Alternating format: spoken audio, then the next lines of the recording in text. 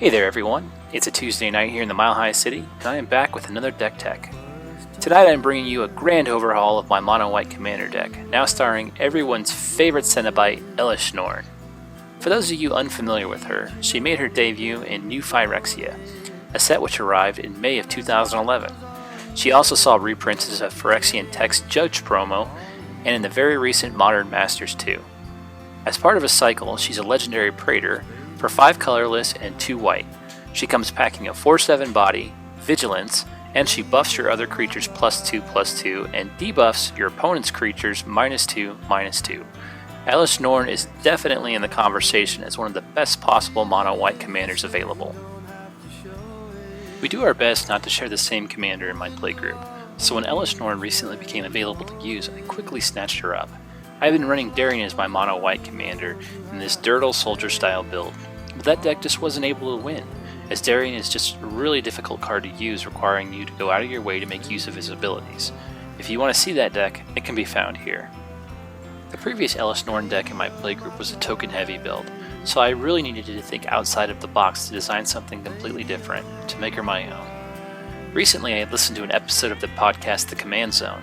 They had been discussing the Infect mechanic and reviewing the various builds available. In that episode, I also noticed they didn't speak a whole lot about white Infect cards, because, well, most other colors just do Infect better.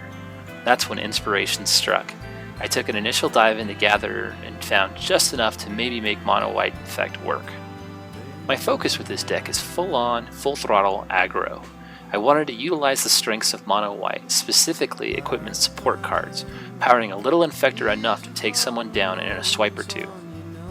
Elesh Norn works well here, with the additional buff of +2/+2, but also acting as a disruptor of sorts with her -2/-2 ability on opponent's creatures, keeping little chumps out of my way.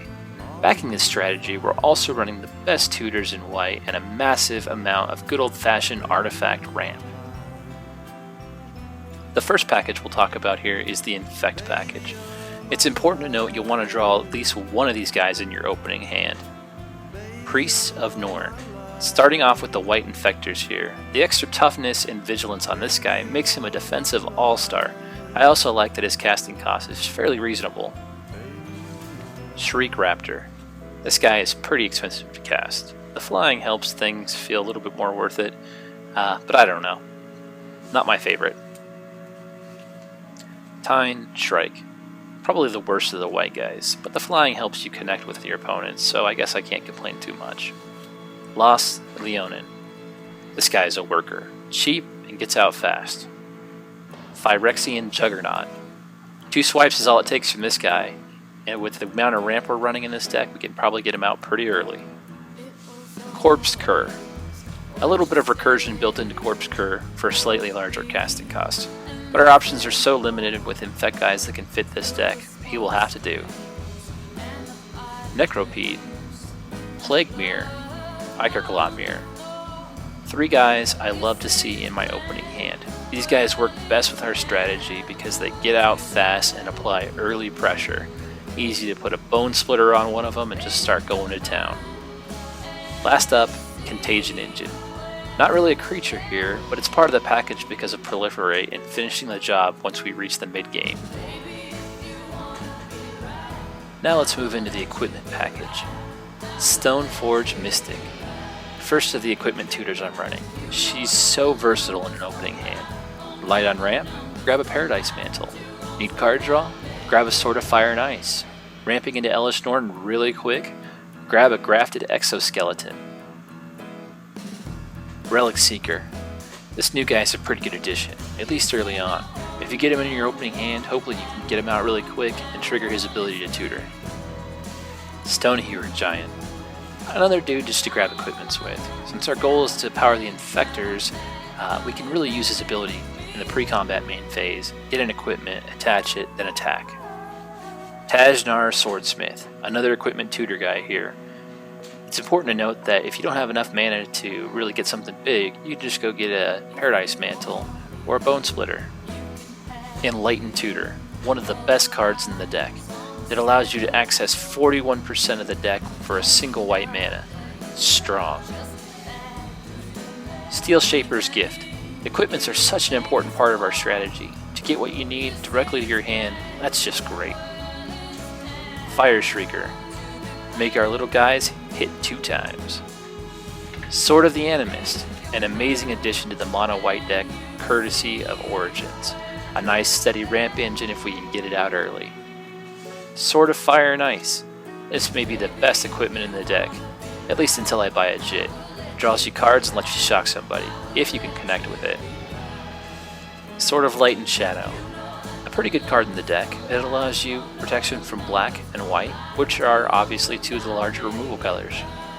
Bone Splitter. Love seeing this beauty in my opening hand.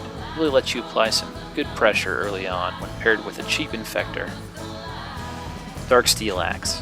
Not quite as good as a Bone Splitter because it's a little bit more expensive to equip, but having Indestructible is nice as well. It survives a Vandal Blast. Grafted Exoskeleton. A very strong card in this deck. There's a decent amount of non-infect creatures we're running here, so this allows you to focus on those guys, turn them into infectors. Also works really good with Elesh Norn. Sure Strike Trident. A little costly on this one, but an excellent way to get in damage without having to resort to combat. Skull Clamp. Our best draw engine in the deck. Running an Elspeth and a Nahiri as planeswalkers makes full use of this. Masterwork of Ingenuity. This card is a really great value. Equipment copy for a single colorless mana? Yes. Paradise Mantle. This card helps you ramp, and we're running enough support dudes that it should be easy to attach to a non-infect creature. Swiftfoot Boots. Hexproof and Haste. 2 great abilities to ensure our most important assets are protected. Nahiri the Lithomancer. This fits the overall theme just right. She's nuts with Skull Clamp, and the second ability, being able to get equipments back, is pretty amazing. The last card we'll call out here isn't an equipment at all. It's called Armor Ascension, and it powers up our little guys based on the amount of planes we have. Pretty awesome. Next up, we'll go into the utility package. Tempered Steel. +2/+2 to all of our artifact creatures. Unfortunately, there's only 5 in the deck, so this card was initially a great fit, but with so few, I'm considering cutting the card. Spear of Heliod. +1/+1 to our creatures. Also an artifact, which helps with tutoring. Having the ability to kill a creature that damages you is also pretty awesome. Mikaeus the Lunarch. Can tutor this guy up with Ranger of Eos, and a decent way of powering up our team.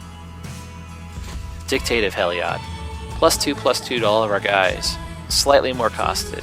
The ability to surprise with Flash works pretty sweet though. Mentor of the Meek.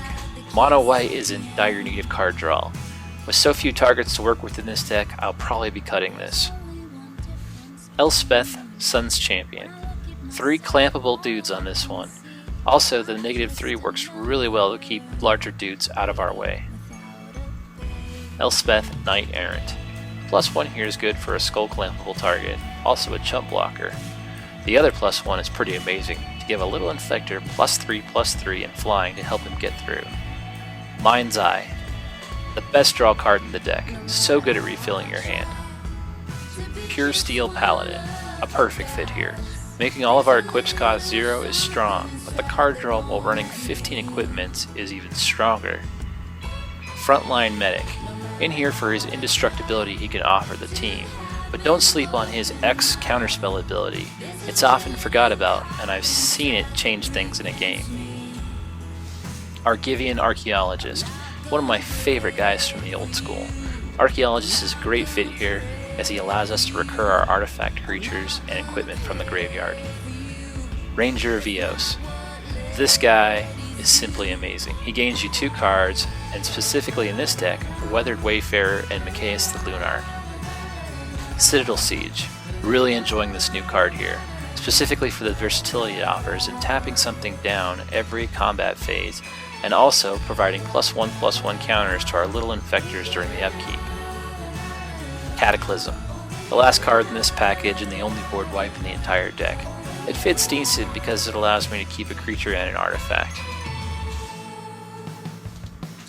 Now I'll talk a little bit about our ramp package.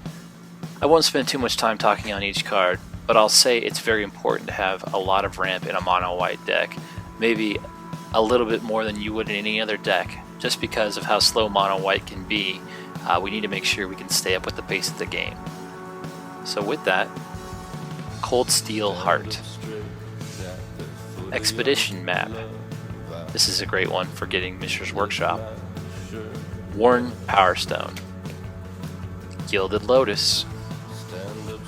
Weathered Wayfarer. Another card to get you Mishra's Workshop. Mana Vault. Mind Stone. Fractured Power Stone. Mana Crypt. Marble Diamond. Commander Sphere. I've started running this card more in decks simply because of the card draw it allows. Tithe. Soul Ring. Star Compass. Prismatic Lens. Dark Steel Ingot. Astral Cornucopia. And lastly, Wayfarer's Bauble. Now I'll move into the land package. Mishra's Workshop. An MVP of the deck for sure, and the only land I'm going to really call out. With 41 artifacts in this deck, it's nuts if you can get it in your opening hand. Also, it can be tutored up by Weathered Wayfarer and Expedition map, as I mentioned earlier. And it's near and dear to my heart, from the old school. If you can afford one, it's just amazing top to bottom. Continuing on, I'm running 37 land in this deck, 9 non-basics and 28 basics.